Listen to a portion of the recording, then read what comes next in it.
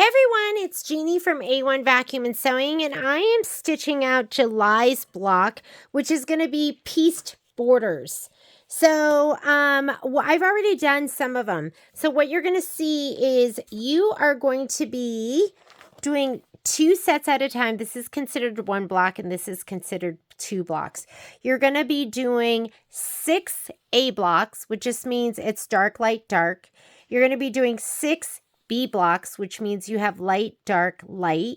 And so here are some of my A blocks that are already done. So I'm already done with my 6 A blocks. Done, ready, put to the side, pressed, trimmed, and ready to go.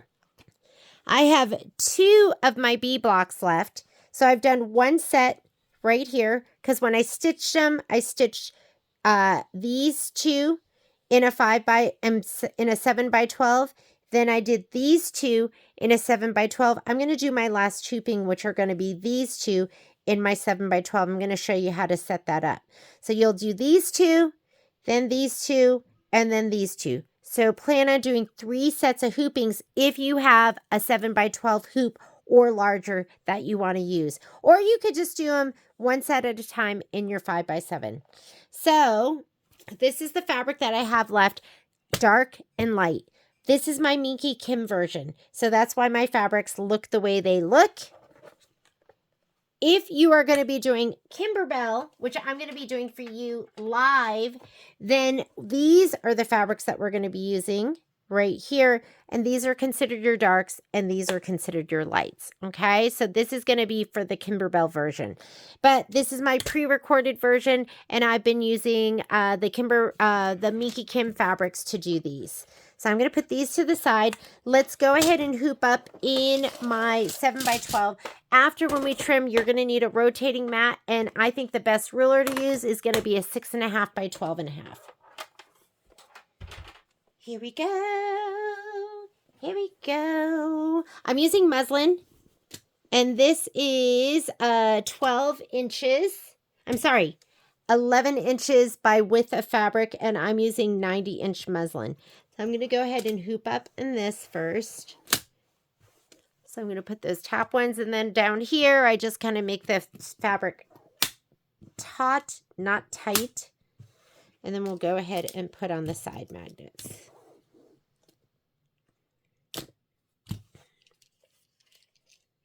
So my first hooping was a little bit off because I didn't realize that your designs need to be 1 inch apart and mine were 1 inch apart.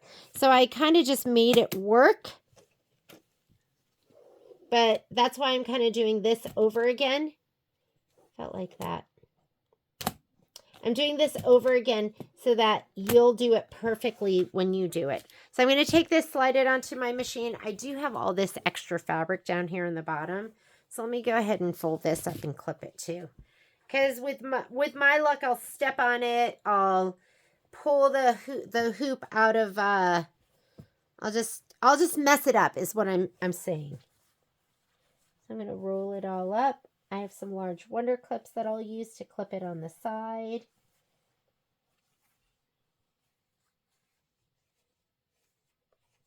It's kind of like leaving your embroidery on a roll of stabilizer and not cutting it, which I do that too. It just saves stabilizer, especially if you're using the regular hoops where you lose so much on the very top and the bottom. I'm going to slide this onto my machine. You need a neutral color. So I'm going to use, the color I'm using is kind of not so neutral, but I'm going to use it anyways. And let me grab one of each of these so you can see these. We're going to grab one of each of these. Let's come on over to the machine. And we're going to load our design. Okay. Let's go to embroidery. I already set my design over via design beta database transfer. So anytime you do that, I forego the USB. I'm going to go right here to the pocket. I am on an Avenir. You go to this pocket. That's if you're transferring wirelessly. I did a whole video on that. If you haven't done it, I encourage you to do it. And here is my design. So you could do this. I'm going to go ahead and set it in your 5 by 7. I'm doing a 7x12. So up here is these are my settings. Yours might look like a piece of notebook paper. Go to your settings and I want you to choose your 7x12 hoop. These are all the different hoops. I know some people have bought the 7x12 and their machine doesn't recognize it. Update your machine. If you update your machine, then it'll recognize it. So there's my 7x12. I'm going to go ahead and say okay. And I'm going to take that and I'm going to rotate it, and I'm going to rotate it 90 degrees this way. So we're going to go edit. This is your rotate, or touch your rotate key that says the word. I'm going to rotate it 90 degrees to the left, and I'm going to scoot it all the way up. Make sure you don't go outside of that embroidery field or your machine will ask you to choose a larger hoop. Okay, I'm going to say okay. I need another one of those. So I'm going to make a copy right here. I'm going to go to my move arrows, or you might have the word move.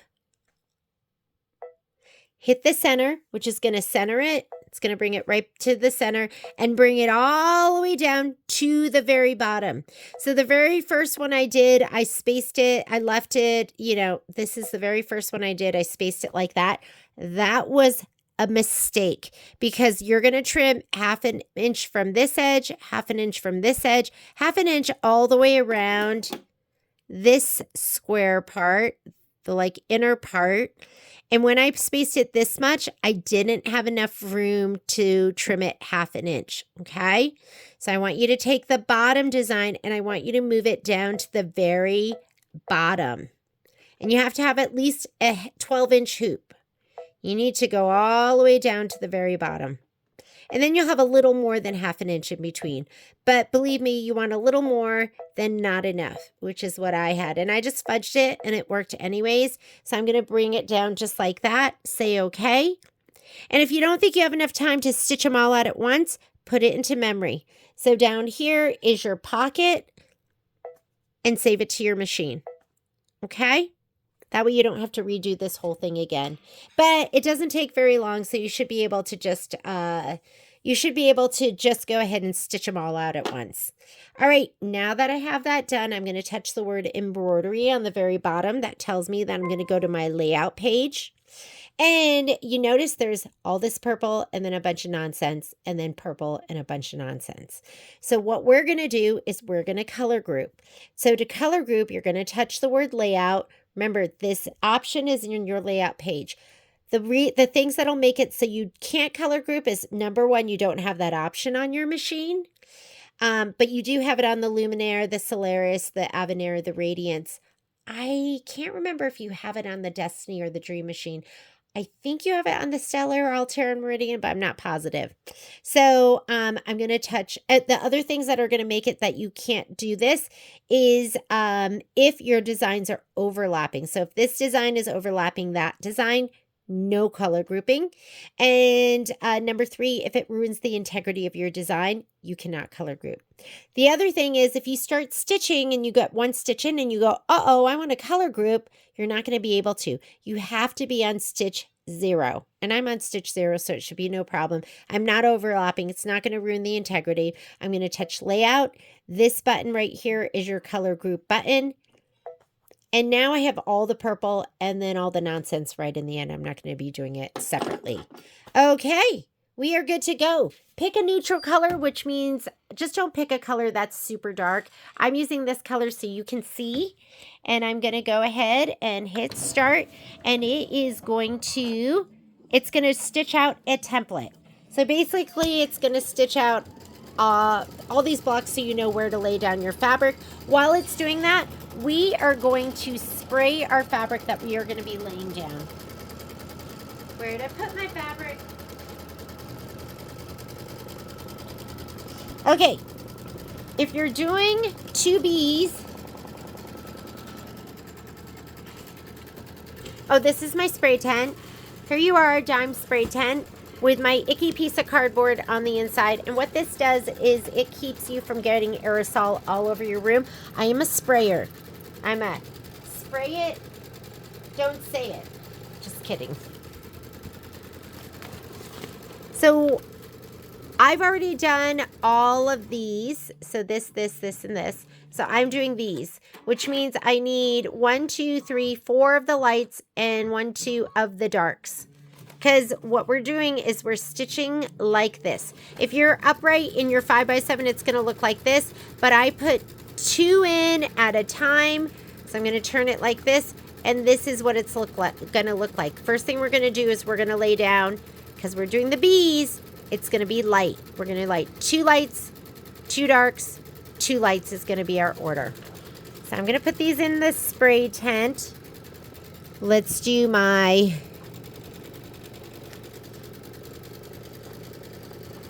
2 lights, 2 darks, and give it a generous amount of spray because we're going to be using that spray to flip and fold and hold that fabric down. So normally I'm a super light sprayer, but I'm going to be a medium sprayer for these.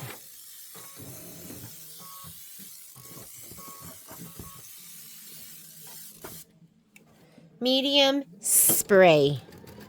Okay, while those are sprayed, we are doing our template still. It did the top 2, now it's doing the bottom 2.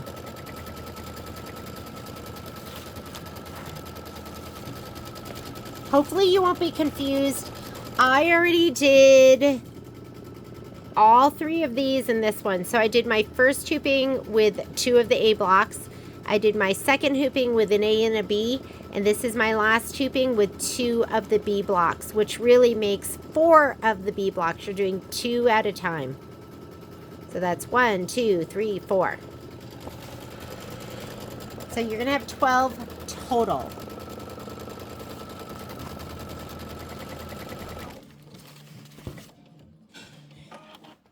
And tomorrow I will do the quilting of this. I'm not going to do it tonight because it's getting late. I'm getting sleepy.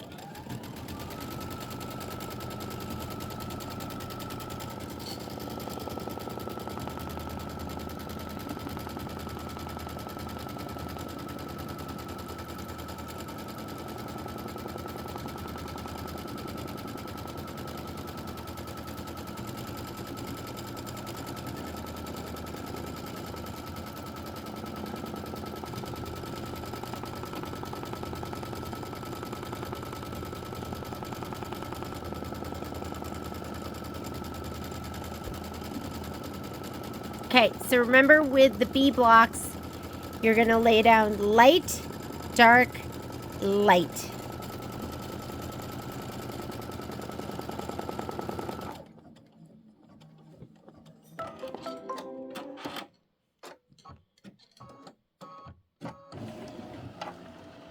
Okay, light. This is one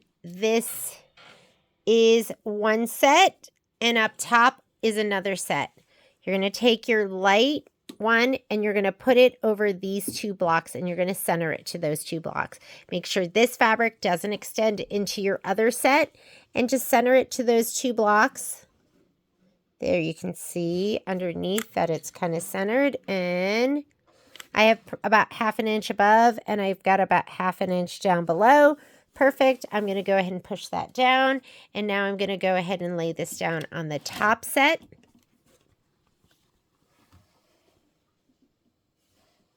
That looks like good enough. Make sure it's at least a 1/2 inch over on the left-hand side. 1/2 inch on the left-hand side. Past this edge, okay? And 1/2 inch above and below. There we go. That looks good. All right. Next thing it's going to do is the machine is going to sew your trim line, which is also going to become your placement line. You can see where the needle is. Your fabric has to go at least beyond the needle about 1/4 inch, and go ahead and start. This is step number 3. It's really like step number 2, right? The template's step number 1. This is step number 2. That is your trim line. We're going to trim to the right of that. Let it do both of them.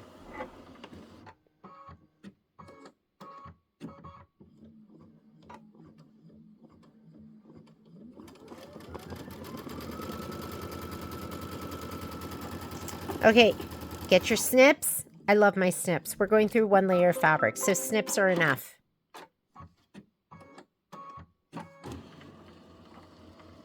You're going to trim to the right of that trim line and just pretend that line extends straight all the way to the edge of the fabric.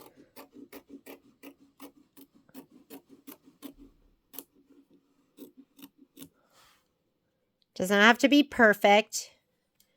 Then go ahead and do this one. Although I like perfect. Who doesn't like perfect, right? Well, sometimes imperfect is perfect. Whoa, did I just drop some knowledge? No, I'm just kidding with you. All right. That trim line is now your placement line. Grab your dark fabric. You're going to lay it and center it to your trim line. Right side down. And if you want, you can pull this over a little bit, especially if it's the light over the dark so you don't get shadowing. We're going to grab our other one, lay it down up here. Looks perfect. And now where your needle is, it's going to stitch the 1/4 inch seam. So this is your seam. Hold your fabric down right here, because what you don't want is you don't want the foot sticking to your fabric because of the spray and dragging it around. Okay, now it's going to do your next set. Again, hold the fabric down. You don't want it sticking to your fabric or the bottom of your foot and dragging, especially if you're using spray, which I am using. I've had it stick to my foot and then start dragging it. Always have your finger ready to turn it off in case you need to. You've got a choice. If you want, you can press it. I'm not going to press it. That's why I sprayed so it would hold it down nice and taut. I'm going to go ahead and pull this over to the right. I'm going to give it an aggressive finger fold, just like that. Fingernail fold is what I call this. Aggressive fingernail fold. And then I'm just going to smooth my fabric down, and the spray will hold it down. Okay. Don't distort this side. Just make sure it's held over nice and taut. Or you can remove it from your machine, take it over to your iron, and give it a press.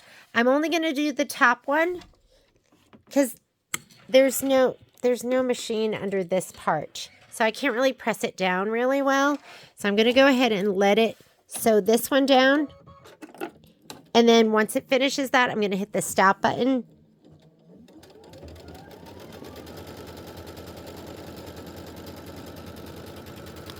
When you hear it cut, hit your stop button. Your stop button. It'll go where it needs to go, but it's not going to start stitching. I'm going to put my foot up. I'm going to bring this down a little bit so I can reach it. I'm going to fold this over. And it's nice and sticky. Fingernail fold. Fingernail.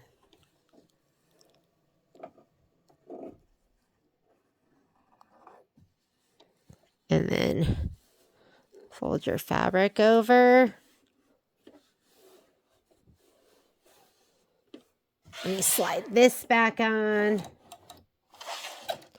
And I'm going to hit start. And now it's going to do my second trim line.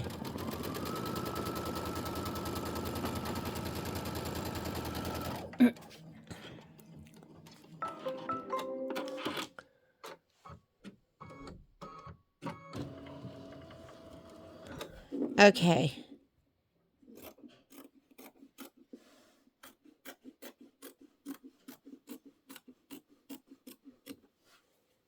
Trim. You're going to trim right to the right of that line. That's a dual purpose line. That is your trim line. And now it's going to be your placement line. Does not have to be perfect. Just like that. You're going to grab your last 2 pieces. These should be your light pieces. Center it to that line. You can even, if you do this and then fold it over, especially if it's a light color, that dark color does shadow through. So kind of wiggle it so it covers that over. You could see we had so much that we trimmed away. You have a lot of extra fabric, which I appreciate. I feel like Kimberbell gives you extra without it being ridiculous. All right, sew that down. And again, you want to hold that down so the foot doesn't stick to it. Hold it down at the other end. Now we're going to do the next one. Because I sprayed it, it's a little bit sticky. See how it's stuck to the bottom of that foot? So you just don't want it to start moving all over the place. You want something to hold that down with.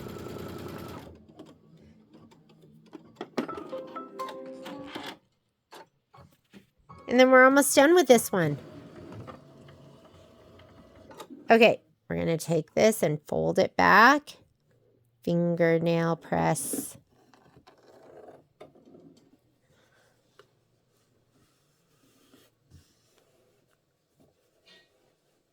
It's going to sew a straight line all the way across. I'm just going to go ahead and let it start, and then I'm going to hit the stop button so I can fold the bottom one.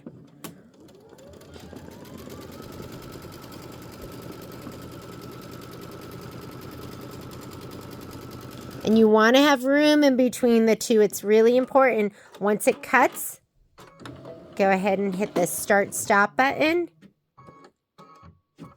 I'm just going to bring this a little bit forward. Let me put my foot up so I have a little more room. Fold this back. Fingernail.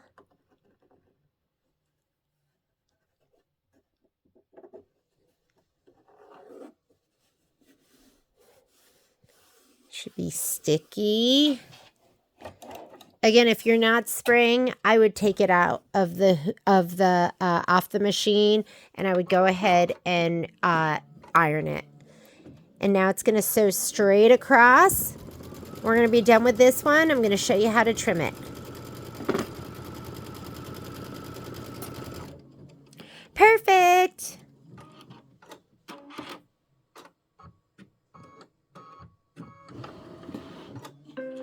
All right, there are my last two bees. Let's take this over to my pressing area and my trim area. Turn on your iron.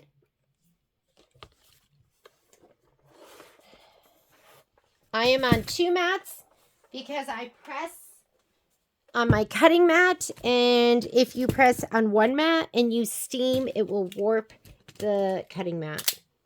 Yes, it will. How do I know? How do you think I know?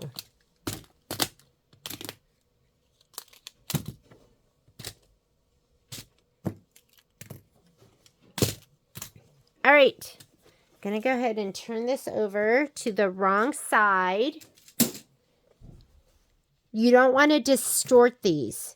So you want to kind of, here, I'm going to use some moisture. Moisture always helps. This is just water. I don't put water in my iron because I don't know if you've ever let your iron sit with water in it and then you go to iron and icky stuff comes out. Reheat it up. I want you to start with a press first. And pressing is just pressing down and not moving. Do you see me moving? I just can't help myself. I just can't help it. Okay. Once it's pretty pressed, I'm going to go ahead and just go up and down in each one. I'm not going to go this way and back and forth and turning those straight lines into zigzags. There we go. It's pretty set, so now I'll just go in both directions. But not in the beginning. All right, this is what we're going to do. I feel like this ruler's the perfect size for this, my 6.5 by 12.5. It wants you to measure and mark. I'm not doing that. I don't have time for measuring and marking. You want to go 3 inches. Here's your center mark that we just sewed. You want to trim 3 inches from the right of that and then 3 inches from the left. So I'm going to do 3 inches to the right, and then I'm going to measure 6 inches over from that cut mark. You can do it however you want. I mean, there's lots of different ways of doing this. Here we go. So there's my 3-inch mark. I'm going to put it down on that center mark.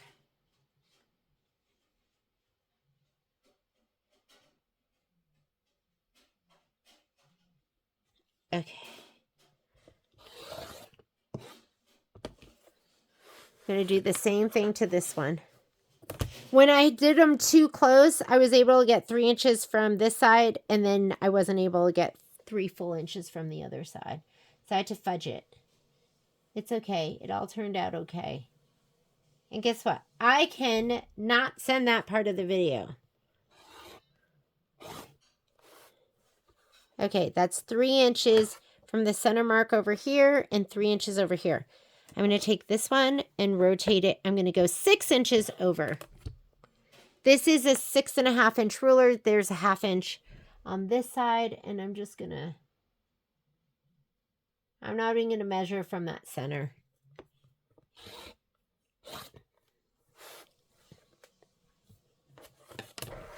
And I'm going to take this one, flip it over, and I'm going to go 6 inches from this edge.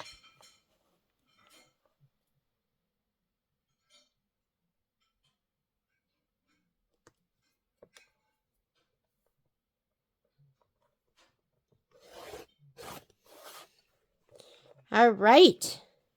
Now it wants you to flip it to the back side. And it wants you to measure 1/2 inch from this line and 1/2 inch from this line. So I'm going to go 1/2 inch from, you could call that the topmost line or the rightmost line.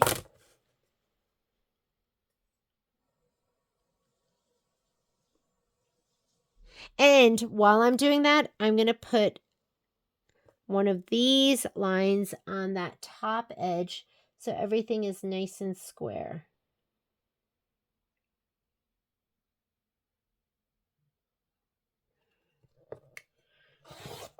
Okay, now it wants you to go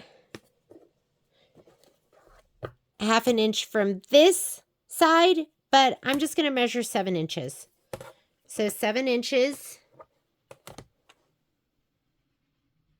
And I'm going to use my 1/4 inch to be square on the top. So 7 inches. And it wants each of these to be 3 by 7. So I'm going to measure 3 inches in. I'm not even going to worry about the top and the bottom because I know I'm pretty square. There we go. And there are 2 3 by 7s, okay? I'm going to do that with this piece now. Turn it to the back side. 1/2 inch from this edge that you see here. Making sure you have a line of your ruler matching up with the top.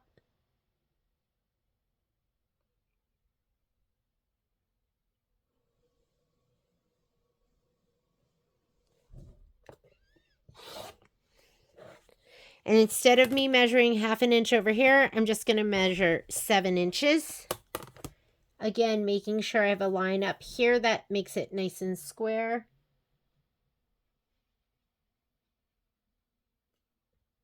Seven inches. And then each of these needs to be 3 by 7. I'm just going to turn it to the front side and measure 3 inches over.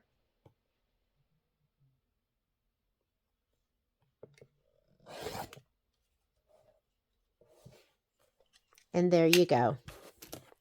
So I have my, and if this is over like a thread, that's okay. That's going to get sewn into your seam allowance. So here are, this was my first tubing. Here, let's show you. My first tubing had 2 sets of these. There's one set. There's the other set. That's my little oopsie that I'm going to live with, but it's going to be fine. So there's my 2 sets. That was in my first hooping. My second hooping had 2 of these. 1, 2. And 2 of these. 1, 2. And then my last hooping, which I just did with you, has 1, 2, 3, 4. I'm going to do another video, and in that video, what we're going to do is we are going to sew these together Each block should be 3 by 7 set aside for later use. Repeat the embroidery instructions 2 more times with pieces 8. We did all of that. So this is what we have, 6 of the dark, 6 of the light. Assembly. Arrange 4 blocks in a row as shown. So A, B, A, B. And then we're going to sew a 1/2 inch seam allowance, joining the A and B, and these two. So we're going to do all of that until we have 3 strips, and then we're going to go ahead and quilt it. And I'll show you how to do the quilting. So we'll stop right here for now, and then I'll finish the rest up tomorrow.